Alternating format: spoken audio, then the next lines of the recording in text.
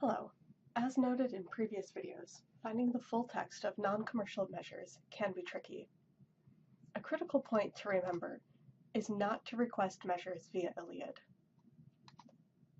Instead, there are a few possible steps you can take to find the full text of a measure.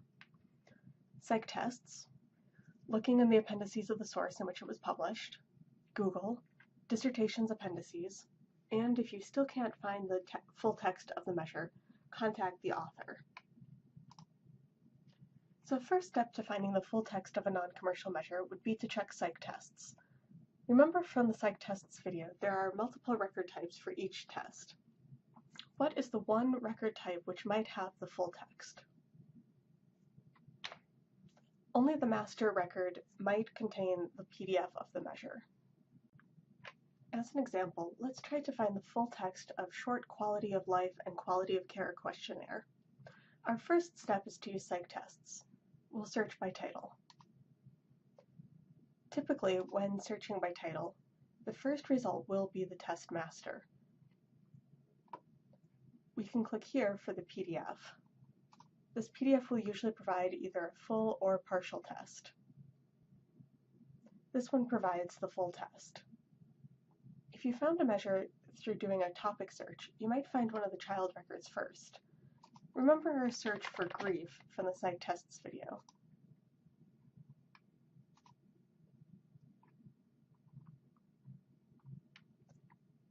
Here, the first record types to appear are often not the test master. So can we expect to find a PDF here? No, this record type is test development. So how can we find the master record? We need to click the title of the record. Now we see the link for the test master. And now we see the test master record. However, notice that there's no PDF. Remember, we do not request measures via ILLiad. The next step after checking PsycTests for the full text would be to look for the source of a measure, since sometimes an article or dissertation will include the measure or part of the measure in their appendices. Helpfully, the citation for the original source in which the measure is published is always included in PsycTests. How could you find access to the full text of this source? Well, let's start by looking at what the citation is telling us. Is this an article, a book chapter, or a dissertation? How do we know? It's a journal, and we can see that because of the word journal, but also because we see the volume and the issue numbers listed. From the library homepage, where can we go to see if Adler subscribes to a particular journal? Click Journals and eBooks. We then can type in the title of the journal. Remember, this is not the title of the article, but title of the journal, International Journal of Behavioral Medicine. We see we do have access to this article because the article was published in 2014, and we have access to this journal through several databases during that year. Now, you've heard me mention several times in these videos that we do not request measures via ILLiad. However, if we do not have access to a particular article, requesting it through ILLiad is still a great idea. To request an article from ILLiad, start on the library homepage. Click ILLiad, log in.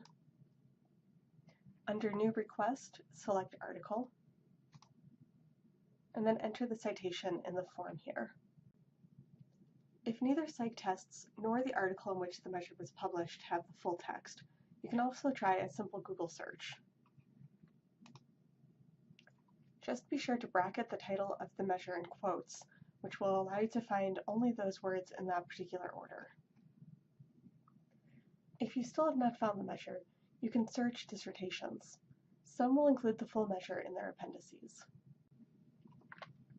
To find dissertations, start on the library homepage, click Databases, select Dissertations and Theses. In this database, search for the title of the measure in quotes.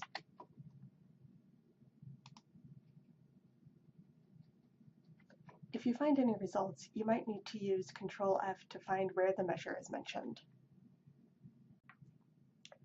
If you still have not found the measure in full text, reach out to the author. To find the lead author's contact info, click the title of the measure. And here you see the email of the lead author. Often authors are thrilled that someone is interested in their measure. Imagine how excited you would be if you developed a measure, published an article on it, and later someone contacted you about it. However, like all of us, authors are often quite busy. So when you email them, be professional and brief.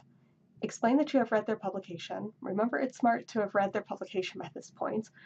Mention that you're a student at Adler University, list your program, and explain briefly why you're interested in their measure. Once you have access to a measure in full text, you might realize you'd like to administer it for your dissertation. If so, you will need to check the permissions. You can do this by clicking on the title of the test, which we've already done, and then scrolling down to permissions.